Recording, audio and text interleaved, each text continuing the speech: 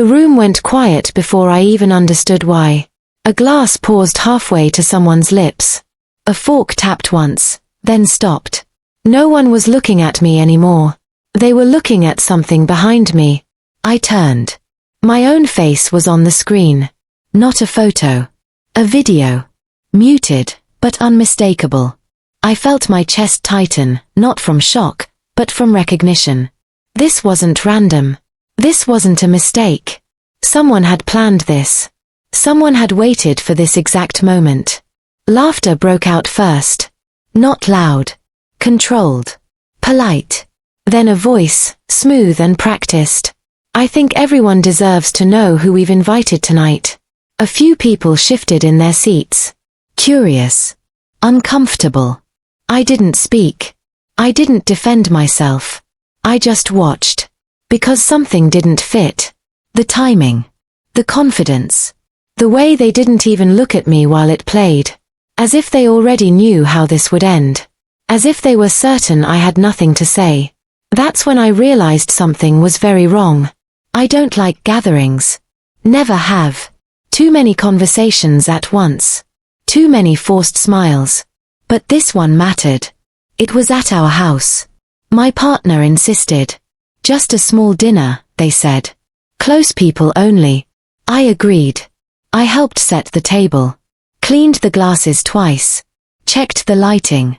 Everything felt normal. Almost too normal. Looking back, there were small things. Easy to miss if you weren't paying attention. My partner was unusually calm that evening. Not warm. Not cold. Just steady. Measured. Like they were following a script. They checked their phone often. Not messages. Something else. Timing, maybe. At one point, I asked if everything was okay. They smiled. A little too quickly. Of course. You worry too much. I let it go. Guests arrived one by one. Familiar faces. Neighbors. Friends. A colleague or two. Nothing unusual. But then I noticed something else. Conversations felt slightly directed. Like people were circling around certain topics. Work. Money. Trust. Someone joked about secrets in relationships. Another added, "You never really know someone." It was said casually. But it lingered. I watched my partner again. They didn't react. Just nodded. As if they had heard it before. Dinner started smoothly. Plates passed. Glasses filled. Everything looked right. But the rhythm felt off. Too coordinated. Too clean. At one point, my partner stood up. Tapped their glass lightly. "Just a quick thing before dessert," they said. That wasn't planned. I know because I planned everything else. A small projector lit up behind me. No warning. No explanation. Just that video. Edited. Clipped. Fragments of conversations. Out of context. Carefully arranged. It made me look dishonest. Untrustworthy. Even manipulative. And the worst part, they had chosen moments that couldn't be easily explained in real time. I didn't interrupt. Didn't raise my voice. Didn't even move. Because while everyone else was reacting, I was noticing something else. The edits. The cuts. The missing parts. The parts one remembered, but weren't there. And more importantly, how confident my partner looked while it played. Not nervous. Not unsure. Certain. That certainty didn't come from truth. It came from control. From believing they had the full story. From assuming I wouldn't. I looked around the room. Some people were confused. Some were convinced. Most were just uncomfortable. But one person avoided eye contact completely. That stood out. Because everyone else was watching the screen. Except them. That was the moment I understood. This wasn't just an attack. It was constructed. And constructions always leave traces. I felt something settle inside me. Not anger. Not panic. Something quieter. More focused. I didn't defend myself. I didn't explain. Because explanations can be interrupted. Facts can't. So I stopped reacting. And I started watching. I stayed calm for the rest of the evening. That surprised people. I could see it in the way guests kept glancing at me, waiting for some kind of scene. An outburst. A denial. Anything they could use to make sense of what they had just watched. I gave them nothing. I cleared plates. Refilled water. Thanked people for coming. My partner played the injured one well. Quiet voice. Hurt expression. Just enough sadness to look believable without seeming theatrical. By the time the last guest left, the house felt unfamiliar. Not because anything had changed physically, because intention had changed. Every room now felt staged. Every object felt placed. Every sentence from the previous week started replaying in my head with a different meaning. When the front door finally closed, my partner didn't say much. They stood near the kitchen counter and folded a napkin that didn't need folding. "You should have told me the truth earlier," they said. Not, "Was any of it false?" Not, "Let's talk about this." Just a sentence built to end the conversation before it began. I looked at them and asked one thing. "Where did you get that video?" They hesitated. Very slightly. "Does it matter?" "Yes," I thought. "More than you realize." I nodded once and said, "Okay." That answer seemed to relax them. They mistook restraint for defeat. That helped me. The next morning, I did what I always do when something doesn't make sense. I rebuilt the sequence. Time. Messages. Calls. Visitors. Devices. I worked from facts, not feelings. The video had included clips from inside my office, one from my car, and audio from a private conversation in our dining room 3 weeks earlier. That narrowed things quickly. Office access logs showed one after-hours entry on a night I was told the alarm system had malfunctioned. The person who signed in was a junior operations assistant named Lena. She had no reason to be there. My car was easier. A service appointment, scheduled by my partner as a favor because I'd been busy. I checked the invoice. The garage listed an added diagnostic inspection I never requested. At home, I found the smallest clue in the most ordinary place. A charging adapter behind the sideboard in the dining room. Not ours. It was connected to nothing, but the dust around it had been disturbed recently. I took a photo and left it exactly where it was. Then I called the garage. I kept my voice neutral. Asked for a copy of the full service record. The manager emailed it within 10 minutes. There was a handwritten note scanned at the bottom. Install requested device under front console. Collected by client spouse. That was the first clean piece of proof. Not suspicion. Not memory. A document. Then Lena made the second one possible without meaning to. I asked her to step into a conference room late that afternoon. No accusation. No pressure. Just a simple question about the after-hours entry. She went pale too fast. Said she was helping with paperwork. I asked which paperwork. She named a file that had been archived 6 months earlier. Then she said something she probably thought would protect her. I only copied what I was told to copy. I didn't respond right away. People often fill silence with truth. She did. She said my partner had contacted her directly. Said they were trying to protect the family and needed confirmation that I was hiding financial information. They offered to help Lena with rent after her recent breakup. In return, she exported internal video clips from a meeting room camera and forwarded scheduling documents to a private email. I asked if she still had the messages. She nodded. I asked her to send them to our compliance officer while I sat there. She did. Then came the part that changed everything. The house recording. I had almost missed it because I assumed the dining room audio had come from a phone. But that strange adapter bothered me, so I asked a private digital forensics firm to examine it and sweep the room. By evening, they found a disguised recorder fixed under the sideboard lip, facing the dining table. It had been there for at least a month. The serial registration was linked to an online purchase. Paid for with my partner's card. Delivered to a pickup point 2 blocks away. Collected under their maiden name. That should have been enough. But there was one more piece, And it was the worst one. The original edit file. Not the finished humiliation shown to our guests. The working version. The forensic team recovered cloud sync traces from a shared home tablet my partner thought had been wiped. The edit timeline showed dozens of cuts. Sentences moved. Responses deleted. Pauses tightened. One clip from my office had originally included me saying, "We need full transparency before anyone makes assumptions." That line had been removed. Another audio clip from our dining room cut out the sentence immediately before the one they used against me. In the full version, I had been quoting someone else's message, not making a confession. It was deliberate. Led. Patient. I sat in my office long after the report arrived. Not because I was overwhelmed. Because betrayal looks different when it stops being emotional and becomes technical. Time stamps. Purchase records. Entry logs. Message history. Edit layers. I understood then that the dinner hadn't been impulsive. It had been the final step in something that had been built quietly around me for weeks. And I understood something else too. Confronting them would have ruined everything. I didn't go home right away. Instead, I made copies. Not one or two. Everything. The garage invoice. The handwritten note.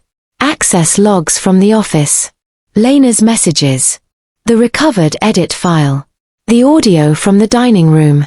The purchase history of the recording device. Each file was labeled, time-stamped, and duplicated across 3 separate locations. One physical drive. One encrypted cloud folder. One copy sent to a legal contact I hadn't spoken to in years.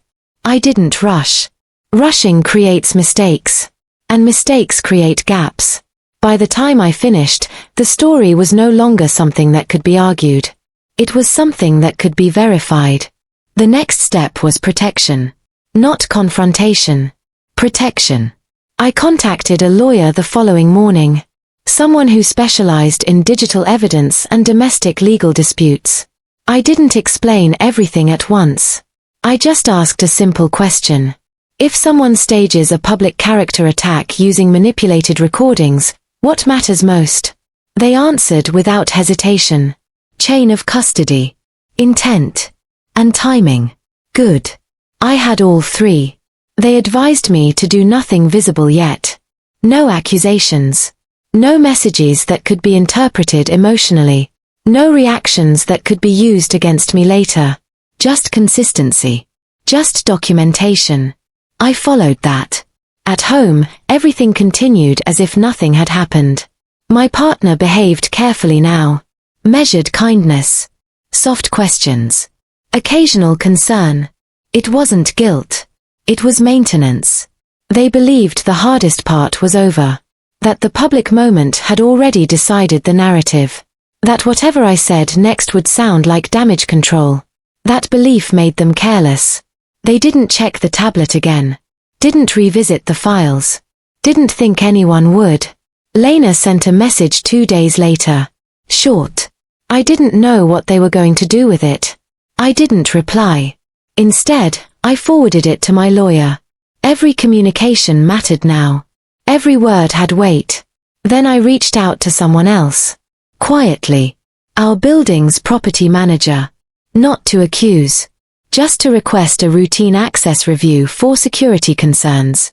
They provided entry logs, camera snapshots from shared hallways, and delivery records.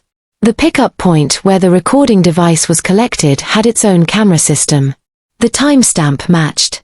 The image was clear. My partner. No ambiguity. I added it to the file. Piece by piece, the situation stopped being personal. It became structured. Understandable. Predictable. And because it was predictable, it could be timed. That part mattered more than anything. Timing determines impact. Not volume. Not emotion. Just timing. 3 days after the dinner, my partner suggested inviting a few of the same guests back. Just to clear the air, they said. I agreed. That surprised them again. They expected resistance. Maybe even relief. Instead, they got cooperation. That made them comfortable. Comfort creates openings. The guest list was nearly identical. Same neighbors. Same colleague. Same people who had watched quietly the first time. The invitation message was sent from my partner's phone. Warm tone. Casual wording. Nothing unusual. But I noticed one thing. They added, "We all deserve clarity." That word again. Clarity. Not truth. Not honesty. Clarity is easier to shape. I let it pass. The day of the second dinner, I left the house early. Not for distance. For alignment. I met my lawyer in person. Reviewed everything again. Signed documents that ensured the evidence could be introduced formally if needed. Not as accusations. As records. Then I made one more call. To the compliance officer at my office. I informed them that internal data had been accessed and exported without authorization, and that I had supporting documentation. They requested a formal review. I agreed. But I asked them to wait until the following evening. They didn't question it. By late afternoon, everything was in place. Legal. Professional. Personal. All separate. All aligned. When I returned home, the house looked exactly like it had 3 nights before. Same table. Same glasses. Same lighting. My partner was already preparing. Calm. Focused. Confident. They glanced at me once. "Thank you for doing this," they said. I nodded. No hesitation. No change in tone. Because by then, it wasn't about proving anything. It was about allowing everything to reveal itself in the right order.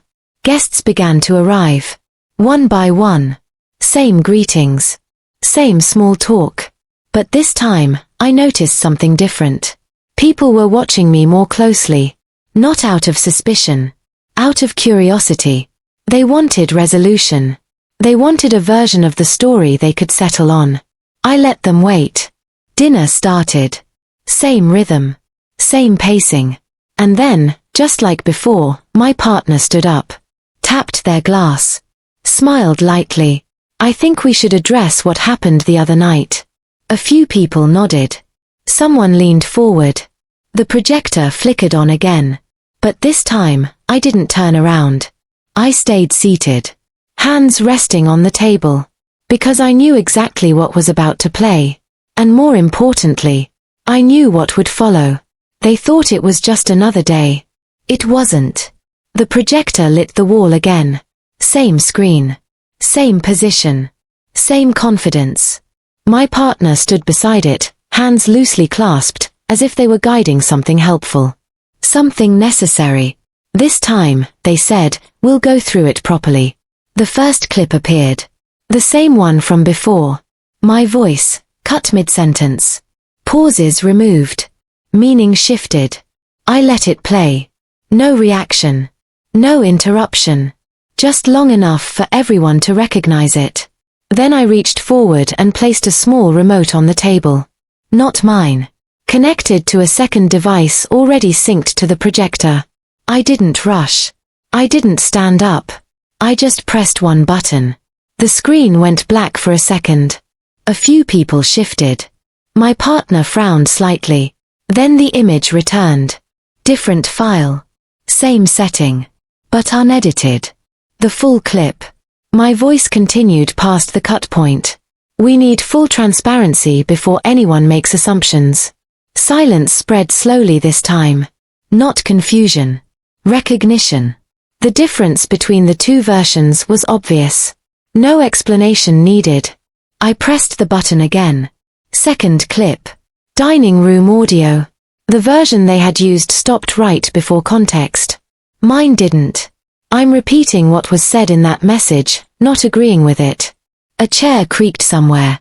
Someone exhaled. No one laughed this time. I didn't look at my partner. I didn't need to. The room was already shifting. Then came the document. Projected clearly. Garage invoice. The handwritten note visible at the bottom. Install requested device under front console.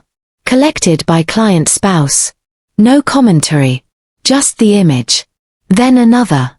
Purchase record. Device serial number. Name used. Pickup location.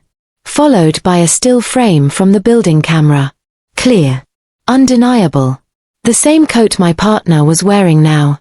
The same posture. The same face. I let each piece stay on the screen a little longer than necessary. Not to emphasize.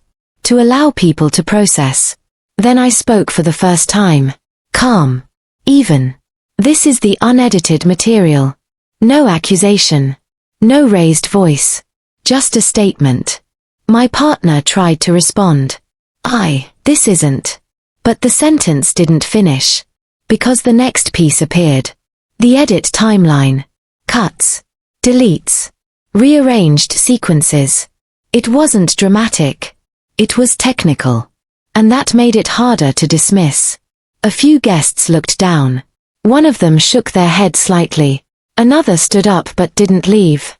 They just needed distance. Then there was a quiet knock at the door. Soft. Expected. I stood, walked to it, and opened it without hesitation. 2 people stepped inside. One from compliance. One legal representative. No uniforms. No raised voices. Just presence. Professional. Measured. My partner went still. Not shocked. Not yet. Just recalculating. I stepped aside. This concerns internal data and unauthorized access, I said. Still calm. Still controlled. The compliance officer nodded. They didn't look at me. They looked at my partner. Can we speak with you for a moment? No one moved. No one spoke. The room held its breath in a different way now. Not waiting for drama. Waiting for clarity. My partner tried again. This is being blown out of proportion.